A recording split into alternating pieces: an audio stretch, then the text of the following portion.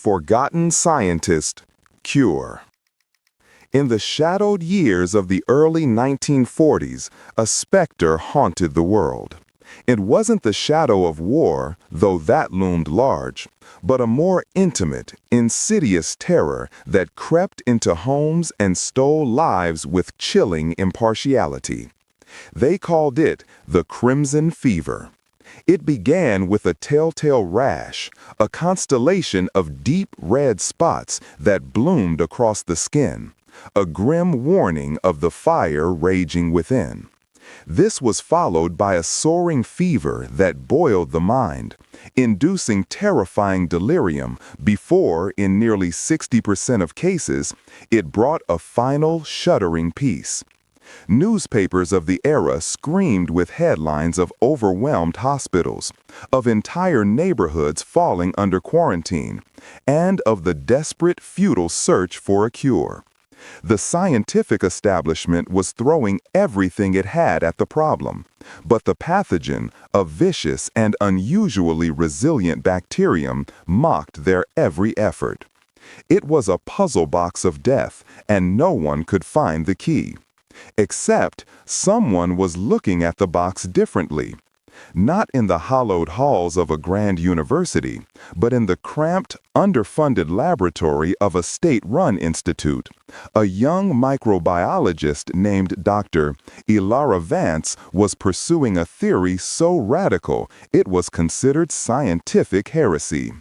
Ilara was not like her peers. While they were men from prestigious families, groomed for greatness in a world that expected it of them, she was the daughter of a watchmaker, a woman who had fought tooth and nail for every scrap of her education.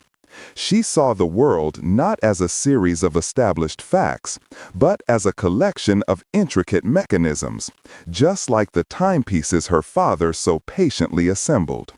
This unique perspective gave her an edge. She saw patterns where others saw chaos.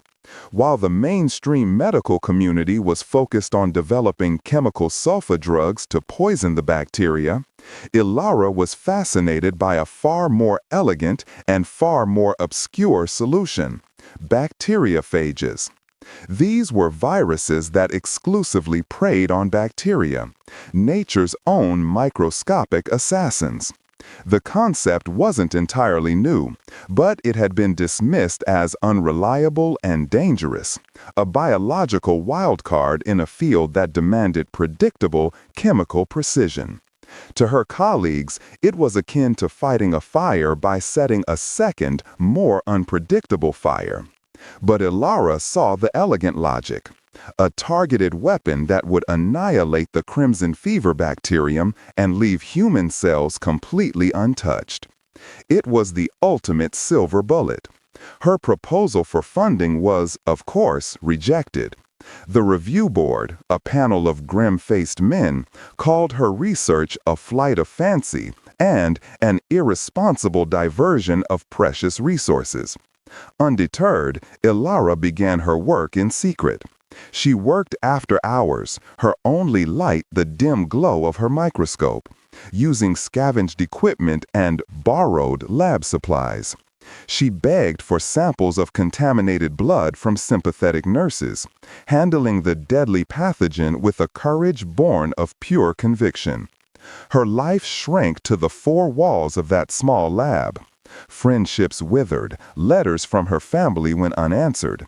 Sleep became a luxury she couldn't afford. Her entire existence was a cycle of culturing bacteria, isolating phages from sewage and river water, and watching them fail time and time again. The pressure was immense. Every day the death toll from the crimson fever rose. Every newspaper she saw was a fresh torment, a reminder of the lives she was failing to save. There were moments of crushing despair, nights when she would stare at a petri dish full of thriving, malevolent bacteria and feel the weight of the world on her shoulders. She was utterly alone, chasing a ghost that the rest of the world refused to believe in. But her father's voice echoed in her mind. Every problem, Ilara, is just a machine you don't understand yet. Find the gears, learn how they turn. So she kept searching. She meticulously cataloged hundreds of different phage strains, testing each one against the crimson fever bacterium. It was a painstaking, monotonous process, a search for a single key in a haystack the size of a mountain. And then one rainy Tuesday morning, after nearly 2 years of relentless failure, she saw it. In culture dish number 714, there was a clearing. A perfect circle of death in the blood-red lawn of the bacteria. It was a plaque, a tiny battlefield where her phages had not just fought, but had won. A close-up shot of a petri dish showing clear zones where bacteria have been destroyed. Her heart hammered against her ribs. She ran the test again, and again. The result was the same every time. She had found it. She had found the gear that turned the entire machine. This wasn't just a potential treatment. It was a cure. A perfect, targeted weapon that could end the reign of the crimson fever forever. In that small, forgotten lab, fueled by coffee and sheer force of will, Ilara Vance had single-handedly developed the breakthrough that would save millions. Her sacrifice, her genius, her unwavering belief in a dismissed idea had finally paid off. The world was about to change, and she was the one who held the key. Now, all she had to do was tell them. Stolen scientific credit. The initial success was breathtaking. Ilara moved from petri dishes to lab mice, and the results were nothing short of miraculous. Mice on the brink of death, their bodies racked with fever, would be injected with her phage solution. Within 12 hours, their fevers would break. Within 24, they were active and healthy. It was like watching a film run in reverse, death retreating in the face of her discovery. The evidence was undeniable, irrefutable. It was time to bring her work out of the shadows. And for that, she needed the one thing she didn't have: institutional power. That power was embodied by one man, Dr. Alastair Finch, the director of the Institute.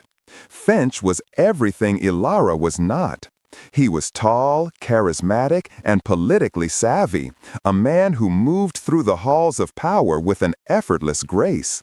He hadn't published a significant piece of research in years, but he was a master at acquiring grants and schmoozing donors. When Ilara presented her findings, Finch was initially stunned, then visibly ecstatic. He saw the potential immediately, not just for humanity, but for the Institute and for himself. He showered her with praise, calling her a once-in-a-generation mind. He immediately secured a state-of-the-art lab for her, a team of assistants, and an emergency grant for human trials. For the first time, Ilara felt seen, validated. Finch positioned himself as her mentor, her champion. "You focus on the science, my dear," he'd say with a paternal smile. "Let me handle the politics. I will protect you from the wolves." And at first, it seemed he was doing just that. He defended her radical methods to skeptical government panels and used his influence to fast-track the approval process. The first human trials were a resounding success, pulling critically ill patients back from the brink. The name Dr. Vance was whispered in hospital hallways like a prayer. But then a subtle shift began. It started with the paperwork. Finch insisted his name be added to her research papers as the senior author. "It's a formality, Ilara," he explained. "My directorship lends the work credibility. It will get it published faster." Reluctantly, she agreed. Then, at press briefings, he began to speak for her. She would stand awkwardly to the side while Finch, with his booming voice and confident stage presence, described the breakthrough. He started using the word we. We discovered, our team found. Slowly, insidiously, we became I. He started referring to her research notes as our preliminary data and began reorganizing her lab logs, a process that involved him personally transcribing her handwritten notes into a new official typewritten ledger. A man's hands are seen rewriting a woman's handwritten scientific notes into a new official-looking ledger. Ilara began to feel like a ghost in her own discovery. When a major medical journal requested an interview, Finch went alone, claiming she was far too busy in the lab for such distractions. He began to reframe the narrative. In his telling, the phage therapy was an idea he had been quietly developing for years, and he had tasked the talented but inexperienced Dr. Vance with carrying out the practical lab work under his close guidance. He was the visionary. She was the pair of hands. The gaslighting was masterful. When she tried to protest, to remind him of her years of solitary work, he would look at her with feigned concern. Ilara, the pressure is getting to you. Don't let ego cloud this magnificent achievement. We are a team. He isolated her, reassigning her most loyal assistants and flooding her new team with people loyal only to him. He buried her in administrative work, demanding reports and budget projections, keeping her away from the lab while he presented their joint findings at international conferences. The final, cruelest blow came from her own body. The years of sleepless nights, poor nutrition, and chronic stress had taken their toll. Her immune system was compromised. During a routine check-in at the Institute's infirmary for exhaustion, she contracted a severe case of pneumonia. Her decline was rapid. Confined to a hospital bed, weak and feverish, she was completely powerless. Finch would visit, bringing flowers and platitudes, assuring her that he was taking care of everything, that her legacy was secure. He was, in fact, meticulously erasing it. Dr. Finch stands at a podium announcing the cure to a crowd of reporters while Ilara lay dying. Just 3 weeks later, Dr. Ilara Vance passed away at the age of 34. Her official cause of death was pneumonia, but those who knew her knew she died of a broken heart. 2 days after her funeral, Alastair Finch held the largest press conference in the history of the Institute. He announced the official, government-approved rollout of the cure for crimson fever. And with a somber, practiced humility, he announced its name, the Finch solution. He dedicated the discovery to the memory of his protege and dear assistant, Ilara Vance, whose diligent work, he said, had been instrumental in helping him realize his vision. The world erupted in celebration. Alastair Finch was a hero, and Ilara Vance was a footnote. Block 3. Legacy erased. Injustice. In the years that followed, the name Alastair Finch became synonymous with salvation. He was the man who had stared into the abyss of the crimson fever and emerged with a miracle. The Finch solution was manufactured by the millions of doses, wiping the disease from the face of the earth within a decade. Finch's face graced the covers of magazines. He received honorary degrees from the world's most prestigious universities. He was awarded the Nobel Prize in Medicine, a moment he accepted with a tearful, televised speech in which he once again paid tribute to his late assistant, Ilara Vance, whose memory I will always carry. A montage of Dr. Finch receiving awards, shaking hands with presidents, and a statue being unveiled in his honor.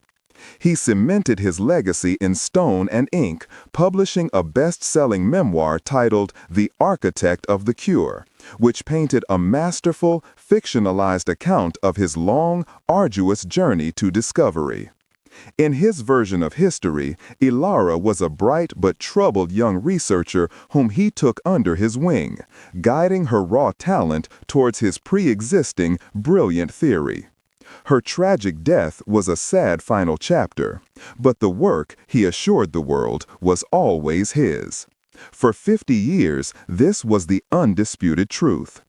Textbooks taught it, documentaries repeated it. Alastair Finch was a titan of science, a household name.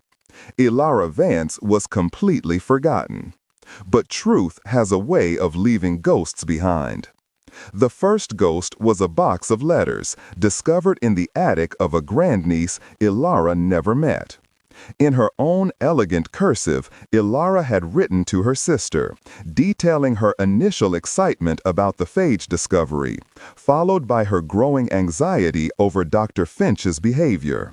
"He speaks of my work as if it were his own," she wrote in one letter. "I feel he is trying to push me into a shadow.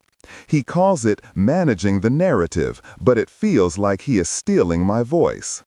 This was the first crack in the facade. The second came from the deathbed confession of a former lab technician, a man named Arthur Crowley, who had worked under Finch for 30 years. Racked with guilt, he dictated a sworn affidavit to his son, describing how Finch had ordered him to destroy Ilara's original lab notebooks.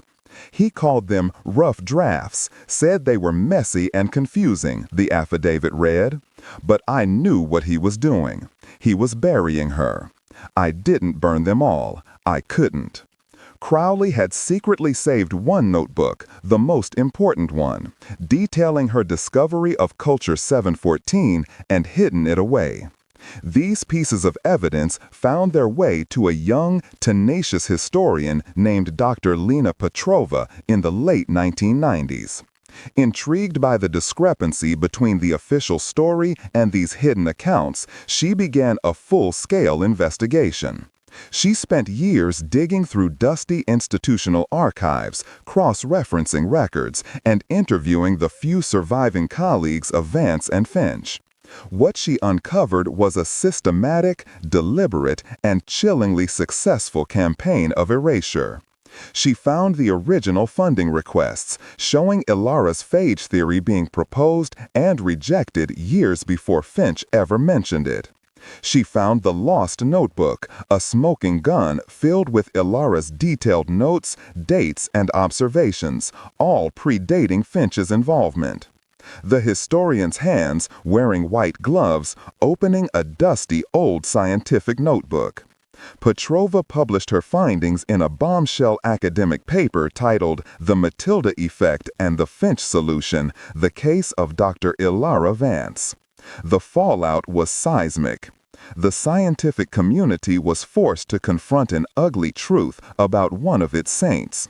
Finch's legacy was re-examined, his honors questioned, his statues debated. Ilara Vance's story is not an isolated one. It is a stark example of the Matilda effect, a term coined to describe the systemic repression and denial of the contributions of female scientists throughout history. For every Marie Curie who achieved recognition, there are countless Ilara Vances. Women like Rosalind Franklin, whose crucial X-ray photograph of DNA was shown to her male competitors without her permission, paving their way to a Nobel Prize she never shared. Or Lise Meitner, who co-discovered nuclear fission but was ignored by the Nobel Committee in favor of her male colleague. Ilara's story is a powerful, painful reminder that history is not always written by the victors, but by those who control the microphone. It forces us to ask how many other breakthroughs, cures, and world-changing ideas were born in the minds of people who were silenced, their legacy stolen and attributed to someone else. The official records of science are filled with heroes, but we must have the courage to look in the margins, to read the footnotes, and to listen for the ghosts of those who were so cruelly erased.